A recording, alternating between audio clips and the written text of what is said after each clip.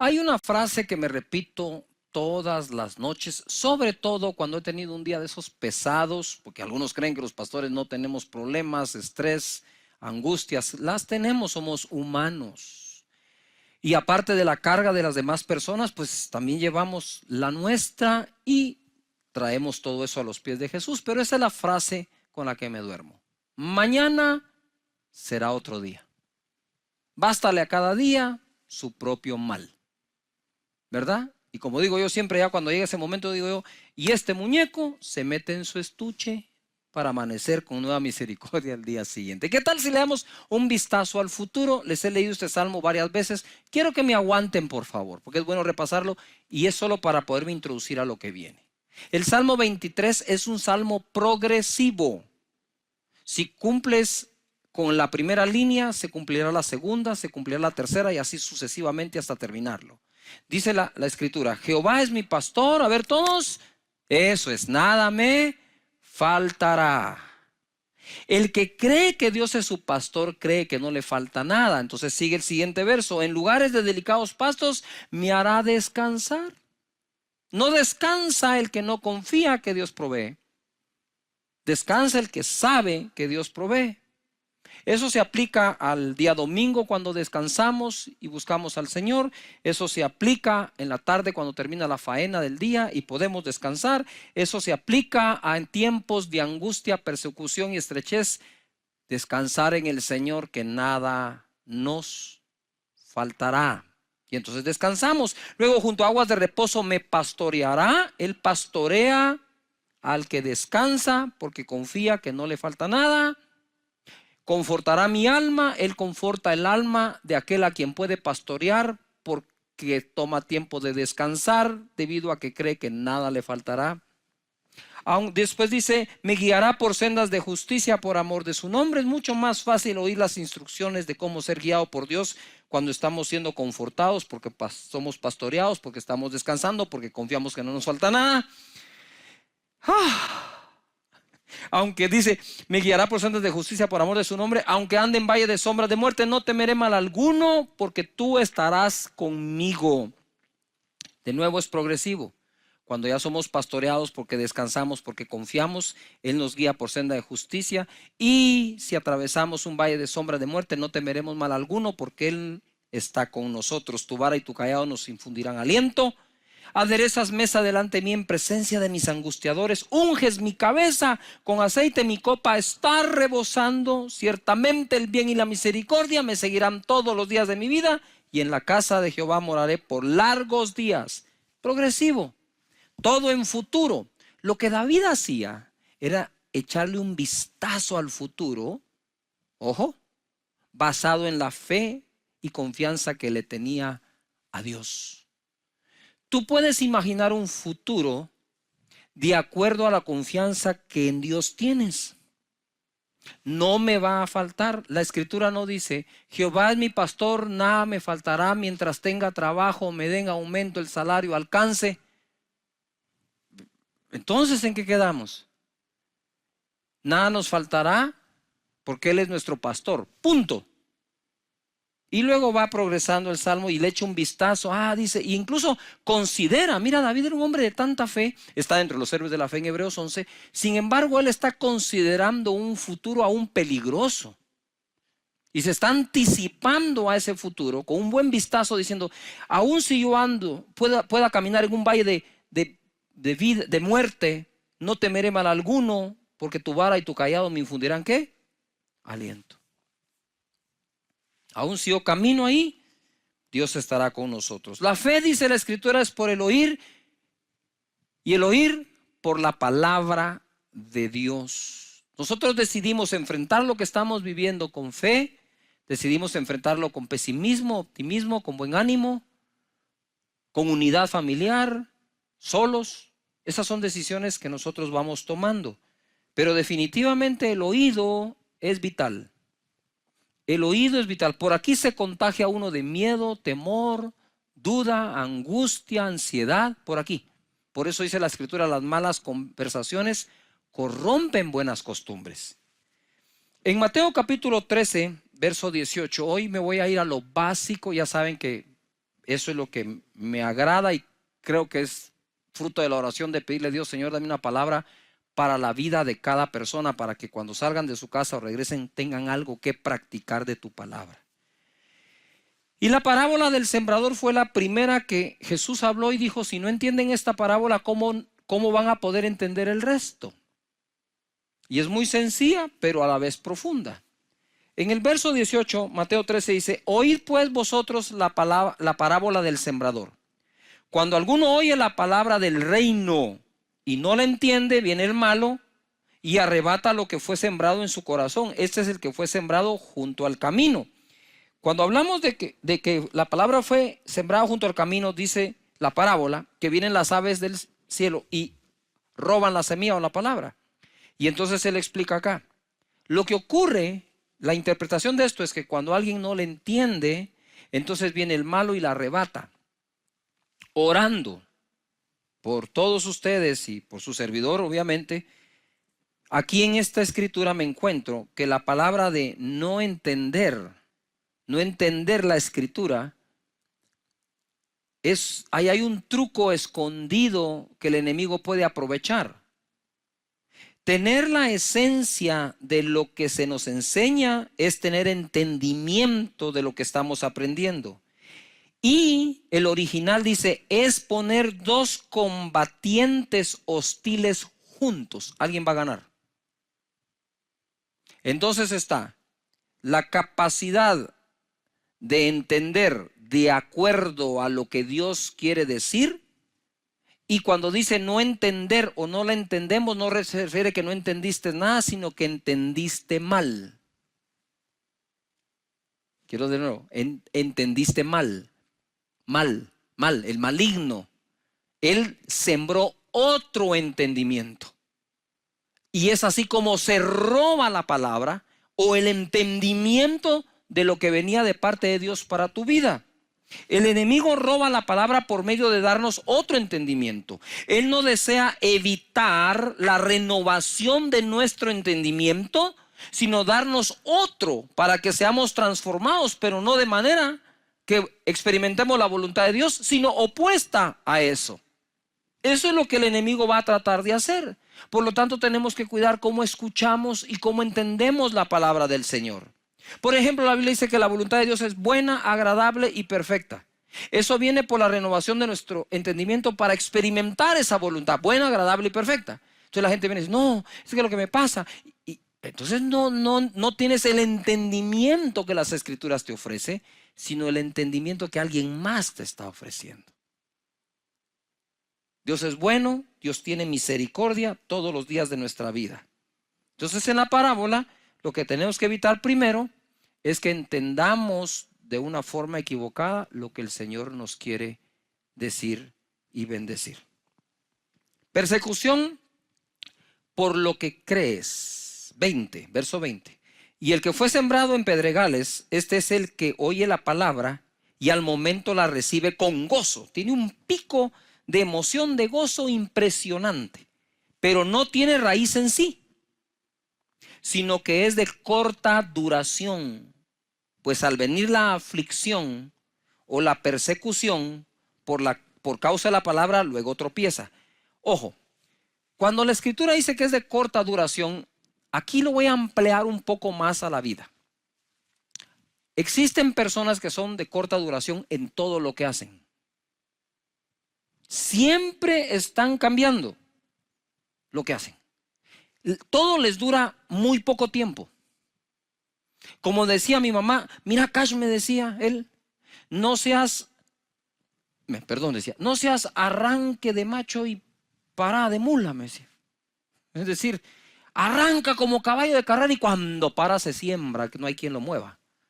Y entonces ella también me decía, ay, mira, Cash, tenés que aprender a no ser 14 oficios o 7 oficios, 14 necesidades. Esos proverbios me fueron penetrando poco a poco a mi mente y dándome a mi entendimiento cosas que me sirven para vivir el día de hoy. Entonces las personas que suelen sobreemocionarse positivamente, también suelen afligirse y entrar en temor con la misma intensidad que se gozaron, perdiendo así algo que habían ganado. ¿Y por qué estoy enseñando esto? Porque creo que por el Espíritu de Dios puedo ver cómo, debido a todo lo que pasa en esta crisis, hay mucho altibajo emocional. Un día estás, wow, mañana salimos, otro día, ya volvieron a decir tal cosa.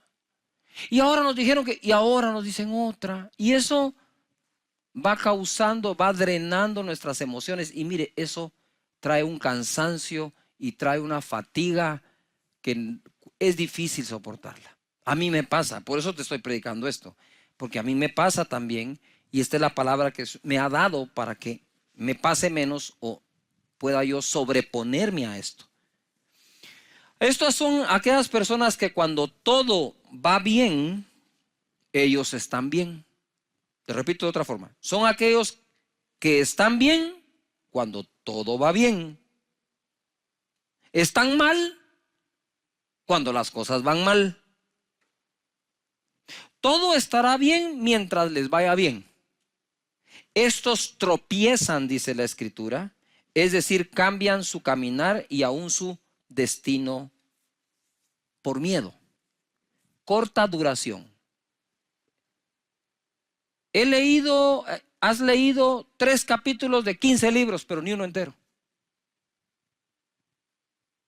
Yuhu, corta duración. Los proyectos nos van a gustar si son en corto, no en largo. Entonces, cuando soy una persona dada a la corta duración, y luego entonces me emociono cuando recibo la palabra de Dios, pero le aplico la misma conducta de mi carácter. Le aplico a la Escritura la misma conducta diciendo, wow, sí, gloria a Dios, aleluya. Y para abajo otra vez. Entonces hay que componer el oído para entender, hay que componer el carácter también en nuestra vida para tener una mejor tierra para la palabra que Dios nos está dando. Esta palabra de Dios, según Hebreos 4:12, dice que es así. Porque la palabra de Dios es viva y eficaz y más penetrante o cortante que toda espada de 2 filos, ojo, y penetra hasta partir el alma, donde están todas las emociones, y el espíritu, que es el que se conecta con Dios, las coyunturas y los tuétanos, y discierne los pensamientos y las intenciones del corazón. La palabra que Dios te quiere dar constantemente está viva, tiene vida, está viva y es eficaz, es eficiente, es algo que me va a hacer lograr algo bien hecho. Esta palabra, según Mateo 13:22, dice, el que fue sembrado, este es la tercera tipo de tierra, entre espinos, este es el que oye la palabra, todo la oye, pero el afán de este siglo, el afán de este siglo y el engaño de las riquezas ahogan la palabra y se hace infructuosa. Mas el que fue sembrado en buena tierra, ese es el que oye y entiende la palabra y da fruto. Ojo, la oye, la entiende y da fruto y produce al 100, 60 o 30 por uno. Es un error creer que la buena tierra es únicamente aquella que da 100% del fruto. ¿Qué estamos diciendo en la parábola del sembrador? Es cuando Dios te da una palabra, cuando oyes una prédica, si dieras el fruto de esa palabra, dieras solo el 30%, ya eres buena tierra, así que no hay ninguna condenación. Pero si nosotros vamos limpiándonos de espinos y de abrojos, del afán de la vida, sí, del engaño de la riqueza, de las emociones mal manejadas y de no entenderla, entonces podemos crecer del 30 al 60 al 100%. Hay gente que da más fruto, gente que da menos fruto, pero si ya estás en el 30, eres buena tierra y te declaro buena tierra para la palabra de Dios. Ojo, la palabra de Dios es una buena semilla todo el tiempo y está viva y es eficaz. Sin embargo, se puede ahogar y volverla no fructífera por miedo del afán de este siglo. ¿Qué es el afán de este siglo? Familia que estás allí. El afán de este siglo es básico, elemental. ¿Cuál es? ¿Qué comer, qué vestir, trabajo, paga, salario, empresa, ventas? ¿No es eso el afán de todos los días? ¿No es eso a lo que salís todos los días cuando vas a trabajar? Y luego a veces se nos acusan a las personas que queremos enseñarles cómo a través de la palabra de Dios les va bien ahí. Cuando, si no puedo llevar la palabra de Dios a mi trabajo y a la familia, ¿a dónde la puedo llevar? Entonces, lo que quiero decirte en esta oportunidad es que si tengo resuelto el problema del afán por la vida, no el ingreso mensual para la vida, sino el afán de la vida. Porque la palabra no dice que la palabra sembrada en ti se ahoga por un bajo salario, o por mucho salario, o por mucho ingreso, poco ingreso. Dice aquí, se ahoga, la palabra que está viva se ahoga, es decir, se hunde hasta que queda sin respiración y muere. Eso se ahoga si yo tengo afán por la vida. Entonces, de lo primero que tengo que aprender en las Escrituras para poder dar fruto de toda palabra que me siembran es que no me debo afanar por la vida. Eso no quiere decir que eres un irresponsable, sino que en donde trabajas, trabajas confiando que si eso no alcanza, de eso no depende Dios para que Él te bendiga, sino de tu fe, de cómo le crees al Señor.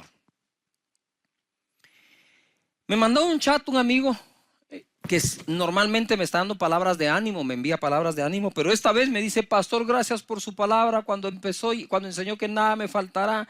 Cuando nos dijeron que teníamos cuarentena y encima de eso un toque de queda de 12 horas, me agarró sin ahorro, sin efectivo y la refrigeradora vacía. Me sentí morir.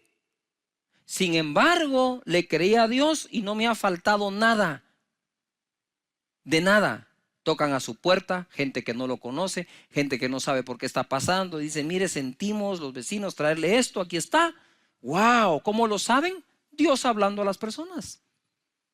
Entonces, si nosotros logramos quitar el afán de la vida, quitamos lo que ahoga la buena semilla de Dios. Y aquellos que en Él confían, siempre son las personas que más crecen en el Señor, porque no hay nada que ahogue la palabra. En Romanos capítulo 8, verso 31, hay un verso, este verso a mí me parte el corazón, porque es el amor de Dios expresado de una manera inmensa. Si Dios nos da lo más grande, ¿no nos dará lo demás? Es una pregunta, ¿no nos dará lo demás? ¿Quién pues, dice, perdón, en el verso 31, ¿qué pues diremos a esto? Si Dios es por nosotros, ¿quién contra nosotros? Uy, ese verso lo repetimos a cada rato, sobre todo cuando estamos en angustia. Si Dios por nosotros, ¿quién contra nosotros? El que no escatimó ni a su propio Hijo, sino que lo entregó por todos nosotros, ¿cómo no nos dará también con Él todas las cosas? Tenía yo en mi casa, cuando estábamos recién casados con Sonia, he contado esto. Estaba mi casa, estaban mis vecinos de frente, amigos, y los de lado, y había un perro callejero, perdón, pero así se llamaba, no quiero hacer alusión a nadie, Bobby. Y Bobby era un perro de fe, digo yo, porque cuando hacía frío, el perro escogía bajo qué motor de carro dormir, y siempre escogía el que recién acababa de llegar porque está calientito. Entonces Bobby dormía en la casa de nosotros, en la de frente, en el lado. Pero Bobby, a diferencia de otras mascotas que comen una vez al día, Bobby comía 3 veces al día porque lo alimentábamos nosotros, los vecinos de enfrente y los de lado. Lo más divertido es que cuando llegaba el tiempo de la vacunación, si no nos comunicábamos entre los 3, lo vacunábamos nosotros, los de enfrente y los de lado. ¿No tenía casa o tenía 3? No trabajaba. Y un día yo voy saliendo a la calle cargado, afanado, para ir a conseguir el sustento del día, del mes. Y Bobby está parado frente a mi casa. Yo me hacía para acá, el perro se hacía para allá, como que el perro no me quería dejar salir. Y decía: pero Bobby, hacete un lado. Y hasta que oí la voz de Dios, me dijo: si le doy de comer a Bobby, ¿no te voy a dar de comer a ti? Yo empecé a llorar. Dije: Señor, perdóname por esta falta de confianza. Si cuido a Bobby y aún para que lo vacunen, ¿no te tendré sano y saludable a ti? Y eso es lo que Dios te dice hoy. Nosotros podemos. Quiero leer texto en Hebreos capítulo 11 en adelante, y le titulé yo aquí: si ellos pudieron, podremos nosotros. Dice el verso 1: es pues la fe La certeza de lo que se espera, la convicción de lo que no se ve. Porque por ella alcanzaron buen testimonio los antiguos. Por la fe entendemos haber sido constituido el universo por la palabra de Dios, de modo que lo que se ve fue hecho de lo que no se veía. Y ahora les voy a dar un listado. Y ustedes lo revisan en casa, lo estudian con toda su familia. Esto va a estar muy bonito. Verso 4. Por la fe Abel ofreció a Dios más excelente sacrificio que Caín. Paréntesis. Ustedes saben que la primera obra de fe que registra la Biblia entera fue la ofrenda de Abel. Y por eso él alcanzó mejor testimonio que su propio Caín, que lo llegó a matar de envidia. 5. Por la fe Enoc fue traspuesto para no ver muerte. 7. Por la fe Noé, cuando fue advertido por Dios acerca de cosas que aún no se veían, etc. Entonces por la fe Abel, por la fe Enoc, por la fe Noé. Verso 8. Por la fe Abraham, siendo llamado, obedeció para salir del lugar que había de recibir como herencia y salió sin saber a dónde iba. Por la fe habitó como extranjero en la tierra prometida, como en tierra ajena, morando en tiendas con Isaac y Jacob, coherederos de la misma promesa. Por la fe, verso 11, Sara concibió siendo estéril. Verso 20, por la fe bendijo Isaac a Jacob y a Esaú respecto a cosas venideras. Verso 21, por la fe Jacob. Verso 22, por la fe José. Verso 23, por la fe Moisés. Verso 30, por la fe cayeron los muros de Jericó después de rodearlos 7 días. Por la fe Rahab. Verso 32, ¿y qué más digo? Porque el tiempo me faltaría contando de, por la fe Gedeón, por la fe Barak, por la fe Sansón, por la fe Jefté, por la fe David, así por la fe Samuel y por la fe todos los profetas. ¿Quiere que le presente otra fórmula? No funciona otra fórmula. La fórmula que funciona es por la fe. Y por la fe Esteban, y por la fe Raúl, y por la fe Andrea, y por la fe María, y por la fe tú. Por la fe tú. Dice la escritura en el verso 33, mire lo que lograron por la fe. Todos. O sea, más, como dicen en mi tierra, más claro no canta un gallo, pues. Ya está claro cómo es. Verso 33. Que por fe, ¿por qué? Por fe, así es, por fe. Certeza de lo que se espera, convicción de lo que no se ve. Y estamos en medio de una situación mundial en donde tenemos que caminar por fe, no haciendo caso a lo que vemos, sino a aquello que Dios ha prometido. Por la fe conquistaron reinos, hicieron justicia, alcanzaron promesas, taparon boca de leones, apagaron fuegos impetuosos, evitaron filo de espada, sacaron fuerza de debilidad, se hicieron fuertes en batallas, pusieron en fuga a ejércitos extranjeros.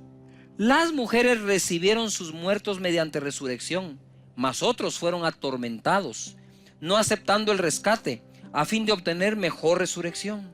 36. Otros experimentaron vituperios y azotes, y a más de esto prisiones y cárceles. Fueron apedreados, aserrados, puestos a prueba, muertos a filo de espada. Anduvieron de acá para allá, cubiertos de pieles de ovejas y de cabras, pobres, angustiados, maltratados. 38. De los cuales el mundo no era digno. Y cuando tú ves la cantidad de personas que están acá, ninguno de ellos fue perfecto. No fue precisamente como decimos el santo de nuestra devoción, pero fueron agradables delante de Dios y alcanzaron buen testimonio porque a Dios le creyeron. Verso 39. Y todos estos, aunque alcanzaron buen testimonio y el mundo no era digno de ellos, mediante la fe no recibieron en aquel entonces lo prometido, para que una cosa se cumpla, proveyendo Dios alguna cosa mejor para nosotros, para que no fuesen ellos perfeccionados aparte de nosotros. Por la fe, por la fe, por la fe. Y ahora quiero terminar en este momento con algo que me impresionó. Si Dios pregunta, debemos responderle. Y en Mateo capítulo 6, verso 28, dice: ¿por qué os afanáis? ¿Por qué os afanáis? ¿Acaso tú no vales más que las aves y eres mejor que un lirio? ¿Por qué os afanáis? Y en este momento, cuando yo estaba leyendo esto, en mi casa, preparándolo, empecé a llorar, porque la pregunta se la hace a todos y me la ha hecho a mí. ¿Por qué te afanas? Porque me hace falta, porque hay un terror afuera, porque hay una peste, porque hay una pandemia, porque hay una enfermedad, porque hay un virus. Y cuando yo leo esto, la primera sensación que tuve fue no contestarle a Dios, o no tengo respuesta. Y el Espíritu Santo me dijo: quiero oír sus respuestas. Cuando te digo ¿por qué te afanas?, te lo estoy preguntando. Quiero saber qué es lo que te provoca. Yo pienso que es un buen momento para decirle a Dios: Señor, soy sincero contigo, estoy afanado, tengo miedo, tengo temor, tengo incertidumbre, estoy lleno de ansiedad. Dios no quiere esas personas que presumen no tenerlo. Él quiere gente sincera que le diga: sí, estoy muy afectado, Señor, por lo que está pasando. Estoy hasta confundido. Está bien, háblalo, decilo. Es tu Padre. Él no regaña, Él enseña. Él no te va a regañar: ah, no deberías de estar afanado, no miras que cómo soy de bueno. No, pero lo puse así en letra grande. ¿Por qué os afanáis? Más adelante dice: no se afanen diciendo. No se afanen por el día de mañana. Bástale a cada día su propio mal. Y por eso empecé diciendo en esta predicación: mañana será otro día. Mañana será otro día. Padre, gracias te doy por cada hogar conectado, por cada casa, por cada conexión, por cada persona. Estamos cargados, Señor. Te lo reconocemos, lo aceptamos. Pero también tú dijiste que le esté cargado y trabajado, que venga a ti, que tú lo harás descansar. Señor, la unción que estoy sintiendo aquí, fuertísima sobre mis hombros y espalda, que pudra todo yugo en este momento. Si tú estás en casa, extiende tu mano al dispositivo, a la televisión, donde quiera que estés, extiende tu mano. Hay una unción fluyendo en este momento hacia ti que va a podrir todo yugo, toda preocupación, todo afán, toda angustia, toda incertidumbre. En el nombre poderoso de Jesús ordeno que todo eso se largue ahora mismo de la vida de las personas que están conectadas acá. En el nombre de Jesús. Y que cada uno lleve este mensaje a otra persona que lo nota preocupado. En Cristo Jesús sean libres de esto. Y tú que quieres recibir a Jesús en tu corazón, repite conmigo en voz alta en tu casa, ahí con todos: Señor Jesús, yo te doy gracias por haber muerto por mí, por perdonar mis pecados, por lavarme con tu sangre. Te entrego mi vida, te abro mi corazón. Perdona mis pecados, dame la vida eterna. Yo creo que desde hoy soy una nueva persona y mi nombre fue escrito.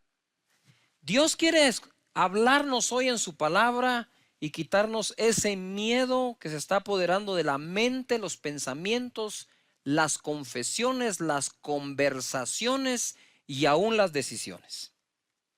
Hay momentos en que podría ser que nos quedemos sin nada.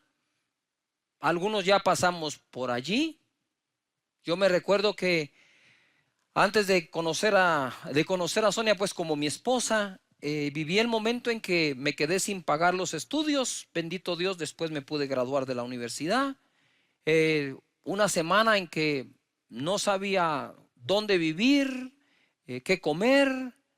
Y me recuerdo muy bien que ese domingo en que salí de casa de una de mis tías donde yo vivía, salí con una maleta, era lo único que tenía. Tuve que incluso anteriormente a eso regalar el perro que tenía y me fui a la iglesia. Entré y le dije: Señor, yo voy a adorar tu nombre y voy a buscarte a ti y que tú te encargas de mí. No dije nada, me senté y a la par de un amigo, y ese amigo curiosamente me dice: mira, Cash, me dijo, no sé por qué te estoy diciendo esto, pero donde yo vivo hay un espacio como para que tú puedas vivir también. Yo le dije: ¿y este cómo sabe? Pues no sabían, pero me lo dijo. Y me dijo: es la casa de mi tía, no tenemos una cama, pero podrías dormir en el sofá o en la sala. Le dije, donde sea, le dije. Ah, bueno, me dijo, entonces te invito a almorzar a la casa de mi abuelita. Fuimos a la casa de su abuelita, comimos y al final la abuelita me dijo, mira, Cachito, ¿puedes acompañarme? Me sacó al patio de atrás donde algunas de las casas en Guatemala tienen un cuarto extra para la servidumbre o el que trabaja allí o simplemente lo usan de bodega. Pero en esa casa precisamente era una bodega. Llegué al dormitorio y tenía un catre. Creo que todos en Latinoamérica entendemos que ese es un catre, es una cama doblable, plegable, que tiene metal y luego tiene un colchón. Y me dijo, no sé por qué Dios me pone que le obsequie esto, me dijo. Yo le dije, tal vez usted no sabe por qué, pero si es Dios el que le está hablando. Obviamente me puse a llorar, agarré el catre, estaba lleno de moho, lo limpié y dije, bueno, ya tengo techo, ya tengo catre. Y ahí, en ese pequeño catre, yo agarraba una guitarra que me habían regalado. Quiero que sepan que no sé cantar, no sé tocar. Y tenía 5 cuerdas, ni siquiera tenía 6. Y yo me ponía a rascar la guitarra. No puedo decir que la estaba tocando como tal. Y empezaba a cantar un canto que en ese entonces usábamos mucho, que es Torre fuerte es el nombre del Señor, a Él correrá el justo. Yo le decía, Señor, mientras tu presencia esté conmigo, pues aquí estoy bien. De hecho, cuando llegó el día de casarnos con Sonia, le dije, Señor, 2 cosas te pido. Una de ellas, hazla. O me das un lugar más amplio donde vivir y dormir, o que quepa Sonia aquí. Pero fue un tiempo en el que prácticamente me quedé en la nada. De hecho, invité a un amigo mío a tomar un café en un restaurante de McDonald's y ahí había refill, por eso me gustaba mucho, porque con el precio de uno me tomaba 2. Y yo me recuerdo que le dije, mira, tengo para darte un café a vos, un café a mí y brindemos por la fe. ¿Cómo así, Cash? Me dijo, mira, debe ser emocionante vivir por fe. No tengo nada en este momento, pero sé que Dios va a proveer todo. Y en esa otra semana gente me llamaba y me decía, mira, Cachito, ¿qué vas a hacer hoy? Pues aquí estoy trabajando un poco, haciendo esto, lo otro. Me decía, venite, te quiero platicar. ¿Y a dónde llego? Venite a tal hotel, en tal restaurante. Wow, decía yo. Miren, esa semana, cuando no tenía con qué comprar la comida, fue una de las semanas que mejor he comido. Es irónico, porque Dios es nuestro proveedor. Y si lo buscamos a Él primeramente y su reino, las demás cosas son dadas por añadidura. Y hoy quiero hablarles sin miedo a la nada. Cuando lancé el libro No es por vista y empecé la gira, escuché la voz de Dios que me habló y me dijo, dile a mi pueblo, y hoy por hoy entiendo por qué, pero me pasé diciendo esto donde quiera que iba. Dile a mi pueblo que no le tengan miedo a la nada. Yo ya estuve allí y no pasa nada. Pasará lo que tú digas. Porque lo que yo dije pasó. Dije sea la luz, fue la luz y desde la nada creó todo. Ese es nuestro Dios. Y esa es la confianza que en Él tenemos. Mucho sin Dios es nada, nada con Dios lo es todo. Porque Él es quien cuida de nosotros. Mira lo que dice la palabra en 2 de Pedro 3:10, en el verso 13. Pero nosotros esperamos según sus promesas cielos nuevos y tierra nueva en los cuales mora la justicia. Ustedes saben muy bien que Jesús dijo en Mateo capítulo 24, o quedó registrado allí, verso 35, el cielo y la tierra pasarán, pero mis palabras no pasarán. Lo que quiere decir es que sus palabras tienen más poder de existencia que los cielos y la tierra. Los cielos y la tierra pasarán, mas mis palabras no pasarán, dice el Señor. Y en medio de lo que hoy se vive, algunos han entrado en temor, en miedo, en zozobra, angustia, están con ansiedad por el futuro, porque a estas alturas más de algo se ha perdido. Todos hemos perdido algo en este momento. Algunos la capacidad de sostener a sus trabajadores, otros la capacidad de sostener su trabajo, otros no están facturando en sus empresas, otros, bueno, de todo puede haber ahora. Pero la palabra que Dios me inspiró a darles el día de hoy es que no le tengamos miedo a la nada. Y alguien me regaló esta chaqueta, me la mandó a hacer, y era una persona que en ese momento estaba quedándose sin nada, y al oír que decía su servidor que no le tuviéramos miedo a la nada, porque desde ahí se puede tener un gran principio y crear todo de nuevo, él tomó esperanza y, según el testimonio que me da, hoy está de pie y está bien, gracias al Señor. Y te quiero dar una palabra profética: tú quedarás de pie, te pondrás de pie y todo va a ser mejor. Va a tomar tiempo en algunos casos más tiempo, pero todo será mejor. Una vez se me ocurrió decir a mí algo y me comieron, y no sé si usted me va a comer hoy también, pero bueno, dije cuando Dios pierde. Y alguien me dijo: ¿cómo se le ocurre, hereje, que Dios pierda? No, Dios no pierde en el sentido que Él pierde como tal. No podemos negar que Adán y Eva se le perdieron, y por eso mandó al postrer Adán. No podemos negar que una generación entera del pueblo de Israel se perdió en el desierto, pero Él levantó una nueva generación de 20 años en adelante. Eso no lo podemos negar. Entonces es una forma metafórica de decir las cosas, es un ejemplo, es una forma de buscar palabras para abrir un poco el entendimiento, que en ocasiones cuando a Dios se le ha perdido algo o alguien, Él sale a buscarlo y a encontrarlo. Eso es todo lo que quería decir, y no le veo nada de malo en eso. La generación de Noé se perdió, vino el diluvio y la humanidad resurgió de nuevo. Así que yo quiero hoy enfocarme en qué pasa cuando perdemos.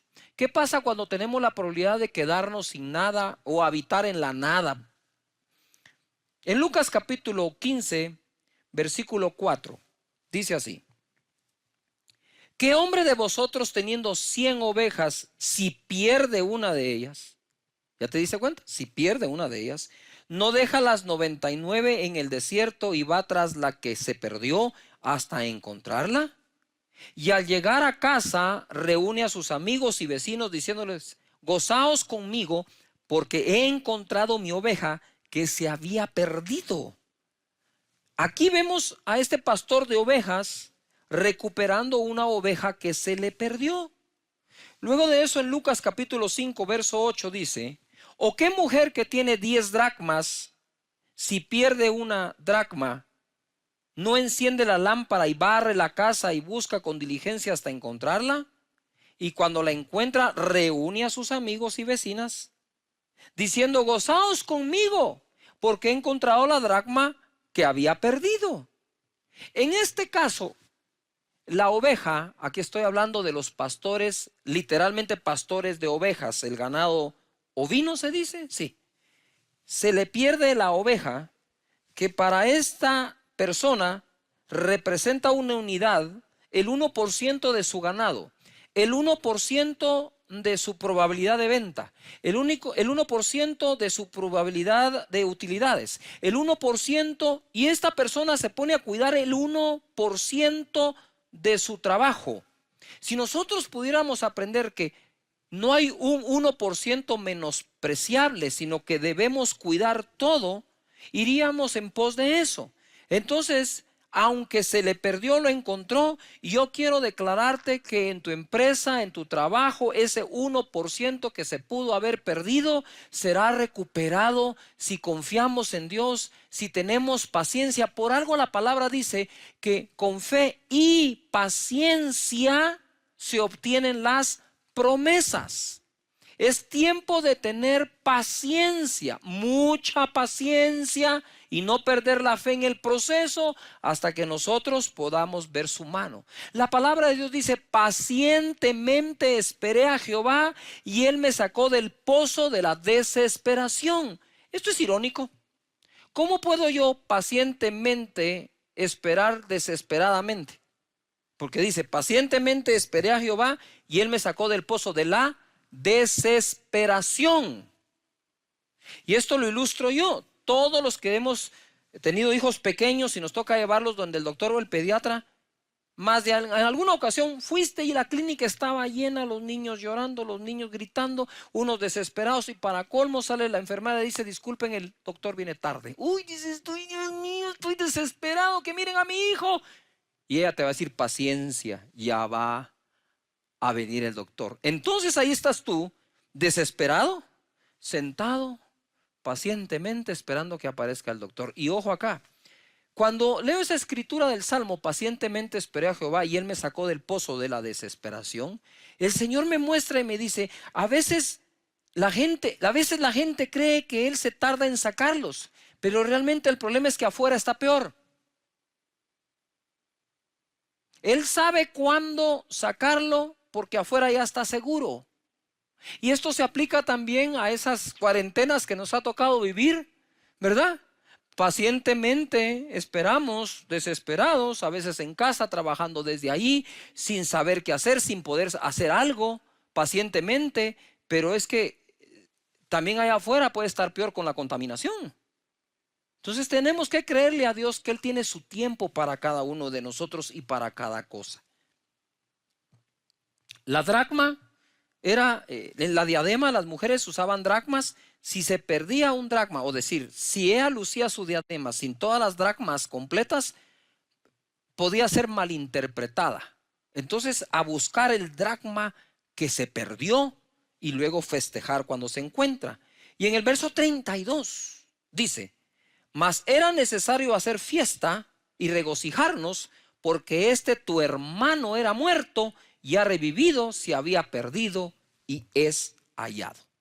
Entonces aquí en esta parábola podemos ver que se puede perder la oveja, ¿verdad?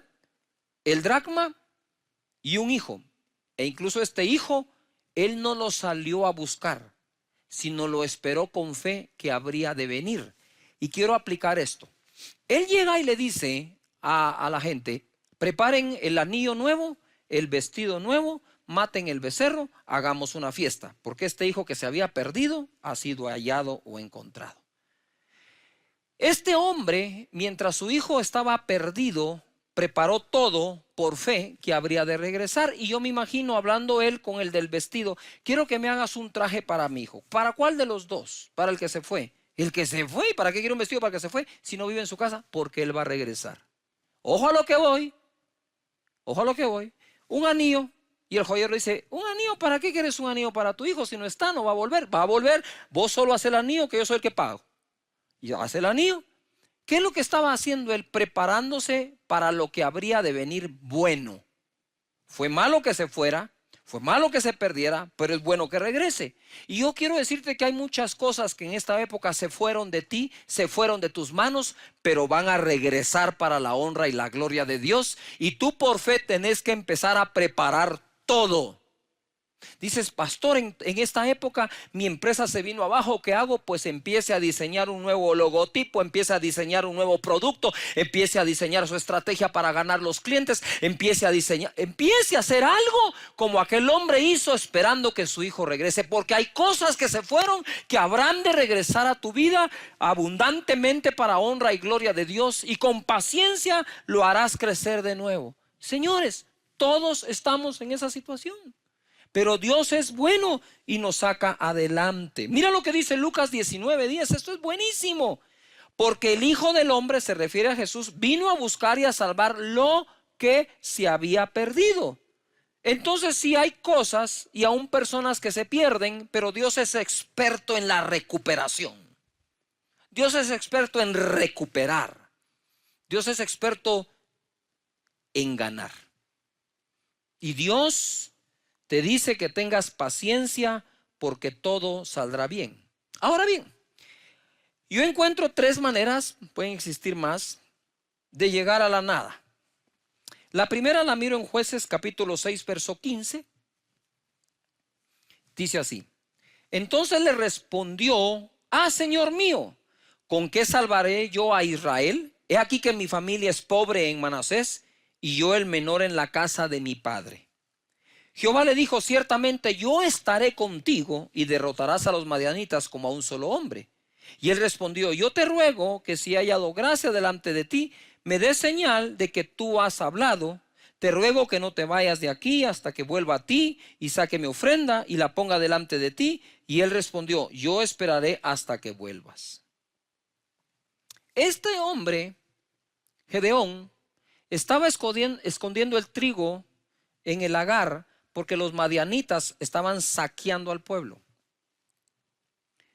Y era su familia pobre y era el menor de sus hermanos. Quiero contarles esta historia. De un pequeño pueblo hoy grande en Guatemala, una mujer sin conocimiento, sin tener estudios del colegio, mucho menos de la universidad, se quedó absolutamente sin nada. Y empezó a hacer unas tostadas, pero tenían la particularidad de tostadas, eso es extraño, sin aceite o muy poco aceite. Y las ponía en un paquete, así. Y empezó a vender tostadas. Y resulta que muchos necesitaban esa tostada para hacer las enchiladas o todo lo demás que con ella se hace en cada país, ¿verdad? Desde la nada y sin miedo a la nada, pero por amor a sus hijos, esta mujer empezó a vender tostadas. Sacó a su hijo de la universidad de médico y construyó una casa de 3 pisos a pura tostada. Entonces, cuando tenemos ese dicho, me está llevando la tostada, ahora le podemos dar vuelta y ponerlo en positivo. Cuando digas me está llevando la tostada, mejor digamos estoy haciendo tostadas, para poder tener nosotros eso. Desde la nada, en la nada se le pueden ocurrir a uno tantas ideas nuevas que quizás antes todo lo que teníamos alrededor no nos dejaban verlas. Así que hay que creerle a Dios por esas ideas que pueden venir, creerle por la familia, ¿verdad? Yo trato de sentir lo que vives allá y te quiero confesar algo personal. Sin que esta crisis llegara a los países, cuando voy por la calle y paso al mediodía y hay un restaurante vacío, yo me pongo a orar por el restaurante. Ten la seguridad que si pasé ahí enfrente, oré por eso. Y yo le digo, Señor, yo te pido que mandes la clientela, que les des todas las ideas nuevas y buenas, porque no me imagino lo que es estar pasando por eso y no tener con qué pagarle a los trabajadores, a los meseros, hacer las cuentas por pagar. Eso es terrible, ¿verdad? Y cuando paso por los negocios o doy una vuelta por el centro comercial y veo constantemente poca gente en alguno de los negocios, yo paso por ahí, no digo nada, solo por dentro me pongo a orar, le pido a Dios, porque literalmente siento como un vacío acá de lo que ellos pueden estar sintiendo por lo que les está ocurriendo. De tal manera que podríamos estar en la nada, ¿sí? Debido a que no tenemos nada, es decir, nacimos casi en ese estado. Voy a ser, tal vez estoy exagerando, que nacimos sin nada, pero donde nacimos había tanta escasez que casi era nada.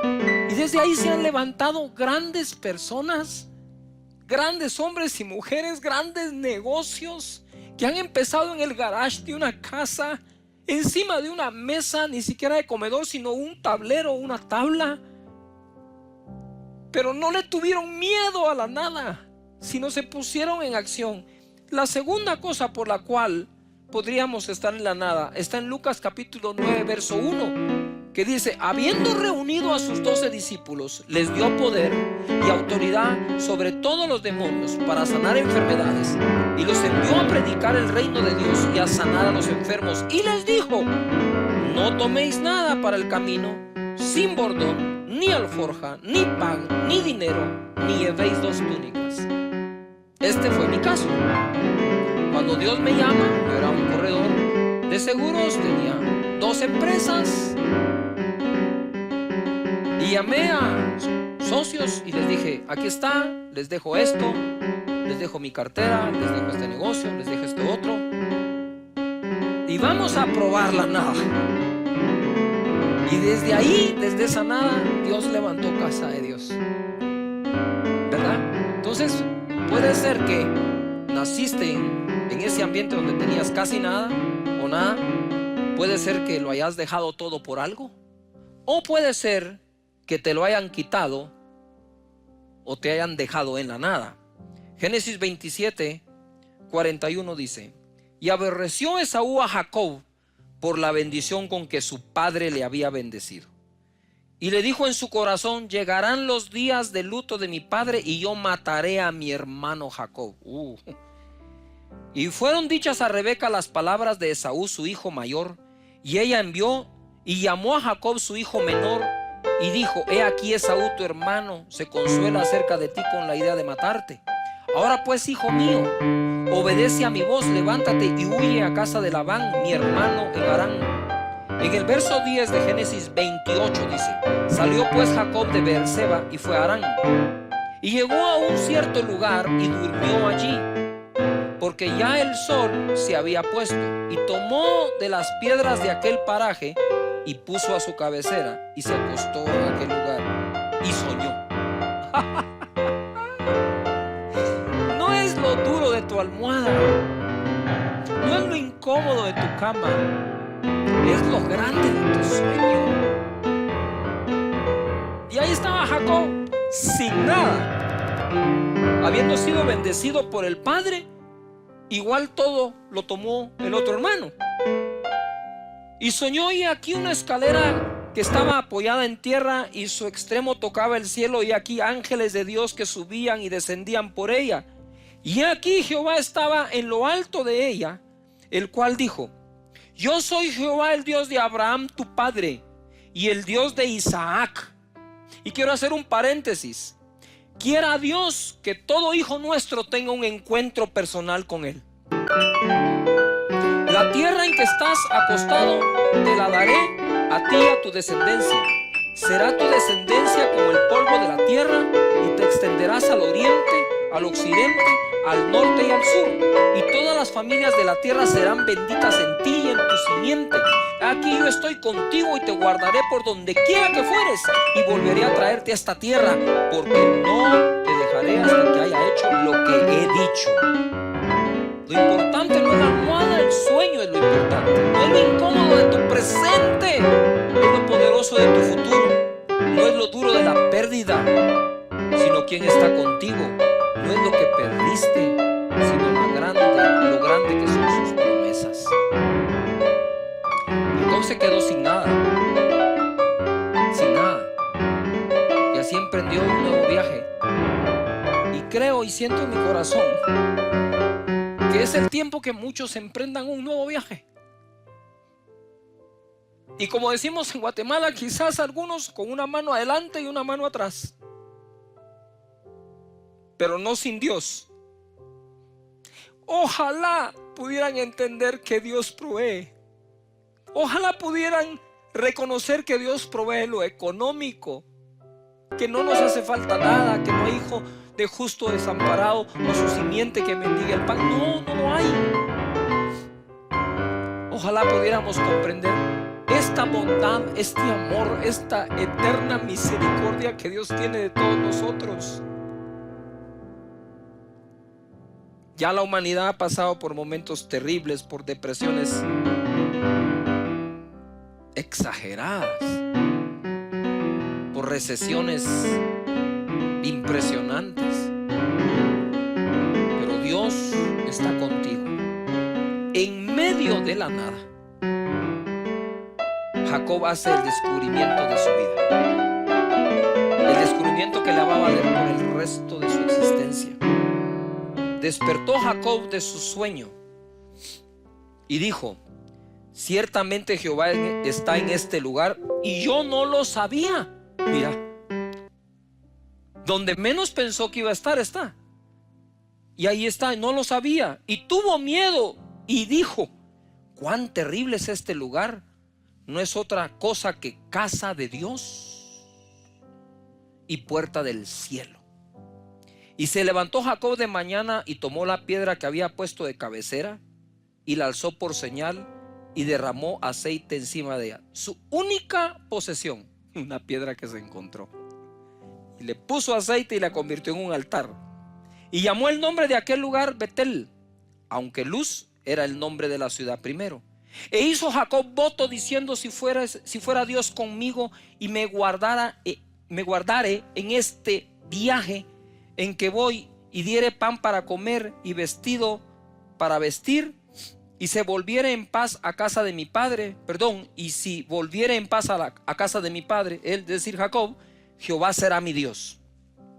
Y esta piedra que he puesto por señal será casa de Dios, y todo lo que me dieres el diezmo apartaré para ti. La nada es un lugar para descubrir algo nuevo. La nada es una estación de donde puedes comenzar tu viaje más emocionante.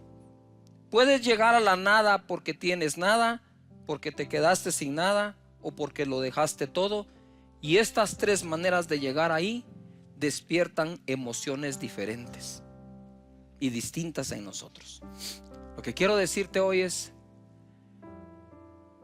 no le tengas miedo a la situación.